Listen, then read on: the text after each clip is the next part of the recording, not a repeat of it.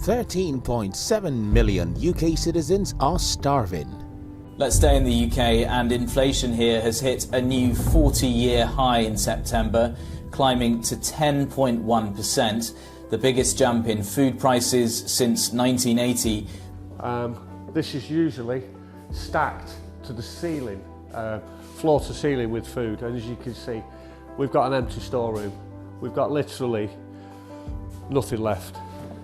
Oil's gone up, petrol's gone up, diesel's gone up. It all adds on to everything, and Joe Public's paying for it. We're all paying for it. And how much more can we pay for it? I'm wondering where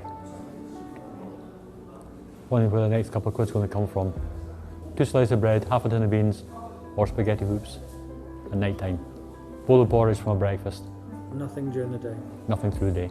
If it's going to get any worse, what are we going to do? We can't cope now. Violence in families. We're hearing about people's houses getting robbed for the food in their cupboards. Women that had never broke their law in their lives are going stealing food.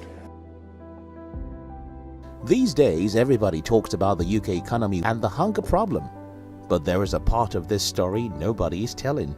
And that is what this video is all about. If you follow the news in recent months, you must have seen this, and many more headlines that reveal the hunger problem in the UK. But then everybody blames this guy for it. Why now? Why does everybody blame me for everything? Mr. Putin is right. The UK hunger problem has been going on for many years, and I will explain how it all started shortly. I'll also show you how this problem can get to the doorstep of most of us. I'll then conclude this video with some explanation about why 2023 might be the worst year for all of us. You see, whenever people hear about hunger and starvation, the picture that comes to their mind is that of Afghanistan, Iran, Nigeria, or perhaps India. That's rather foolish, isn't it? Yes, very. The idea that millions of adults and children are starving in the US, UK or Canada is absolutely unbelievable to many. There will be people who will hear millions of children in the UK are living in food poverty and they won't believe it. What would you say to them? Oh, it's very real. It's very real. The reason why we don't believe people are starving in the UK is that for many years developed economies like that of the UK have been able to keep their poor people away from the TV cameras. Everybody inside! Go inside! I mean, UK, for example, has been able to keep the number of Britons who were food insecure at 2.5% of its population since 2001, according to this World Bank data. But there was a problem. Even though the number of people who were food insecure seemed stable on paper, things were going worse in the real world. According to this data by Trussell Trust, the UK's food bank charity organisation, the number of people who depend on 3 meals a day emergency from 2008 to 2021 looks like this. Now, looking at this data, we can see that the number of people who needed 3 meals a day emergency jumped drastically from 128,000 in 2011 or 2012 to 346,000 in 2013. Then 913,000 in 2014, and guess what? Over 1 million in 2015. And on like that it goes. This of course has nothing to do with this guy, so we have to look elsewhere.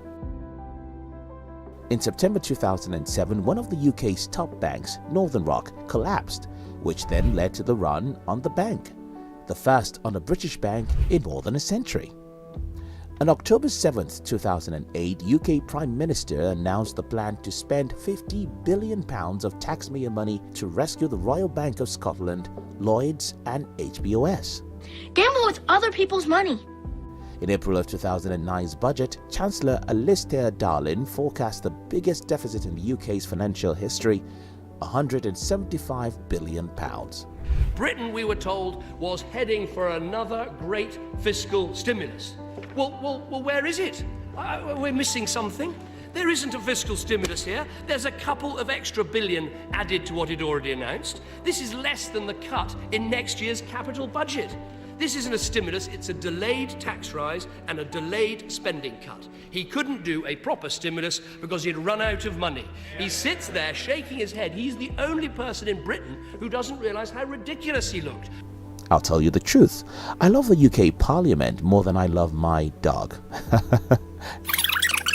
He sits there shaking his head. He's the only person in Britain who doesn't realise how ridiculous he looked. Anyway, 2010 saw the UK through the crisis in Eurozone as UK's GDP declined in the final quarter of the year.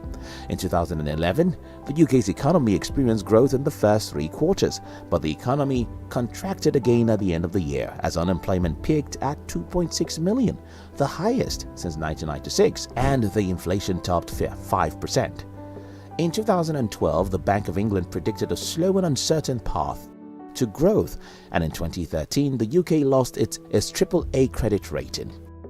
What all this means is that for 4 years after the 2008 recession, the UK was yet to recover. This is how that looks on the chart. Even 9 years after the 2008 recession, ordinary citizens of the UK are still suffering from the 2008 crisis. For example, this is the UK's percentage changes in real earnings year on year from January 2008 to December 2017. What you see here is people's earnings reducing for most parts, yet inflation is on the rise. By now, this chart makes sense to you, right? The reason why more and more people needed to depend on the food bank is because, well, people's incomes are reducing every day against the ever-increasing food prices, rent, and other bills.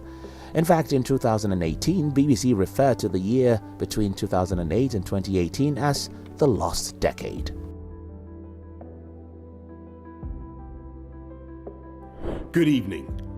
The coronavirus is the biggest threat this country has faced for decades. You know, things are bad when a British Prime Minister talks like a dictator. From this evening, I must give the British people a very simple instruction. You must stay at home.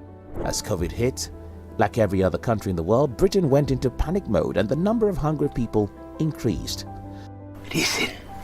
Listen. Up to this point, everything I've shown you has nothing to do with this man, so we shouldn't blame him for it. And that's the first major selling point of this video. While 2020 was a horrible year and 2021 was a bad one for all of us, 2022 promised to be a great year. After all, the World Health Organization planned to achieve 70% COVID vaccination by mid-2022. But then, on February 24th, 2022, this guy showed up without his shirts on the border of Ukraine.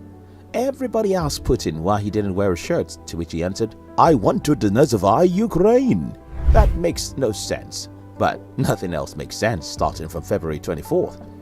You've seen the news of sanctions, energy war, and how Ukraine and Russia are responsible for most of the world's food and how that will crush all of us. So, I don't want to waste your time talking about what you already know. Instead, I would like to tell you how the world as we know it today will end maybe very soon. In the year 1909, a leading British pundit, Norman Angell, wrote a book titled The Great Illusion. In this book, Angell argued that national economies had become so interdependent, so much part of a global division of labor, that war among the economic leaders had become unimaginably destructive. War, Angell warned, would so undermine the network of international trade that no military venture by a European power against another could conceivably lead to economic benefits for the aggressor. Angell summarized that war itself would cease once the costs and benefits of war are more clearly understood. In his 2005 book, The End of Poverty, Jeffrey D. Sachs wrote, and I quote, "The great rupture at the beginning of the 20th century, globalization, was viewed as so inevitable that some thought war itself was probably passé, and certainly so irrational that no right-thinking leader in Europe would ever take his country to war." The premise of this argument is valid. The whole world was becoming so much interdependent that fighting one another would mean catastrophe for everyone, including the people who take no sides in the war. Unfortunately, the principle of Pollyanna states that humans have a positivity bias while expecting an outcome.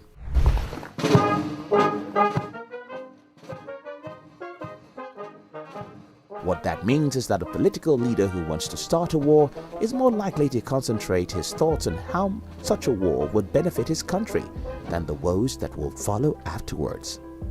And that is my biggest fear. And this man and other dictators are secretly learning from the mistakes of their friend. None of us will be surprised if this time next year we're talking about Taiwan or even World War III. And who knows how long before someone will think a nuclear war would favor his country. Well, that's it for today. I've shared with you how the woes of the UK started 14 years ago, how COVID added fuel to that fire, and how Putin added more fuel. Next week, I'll be reading Vladimir Putin's biography. Whatever I find inside it, be sure I'll share them with you first. Thank you.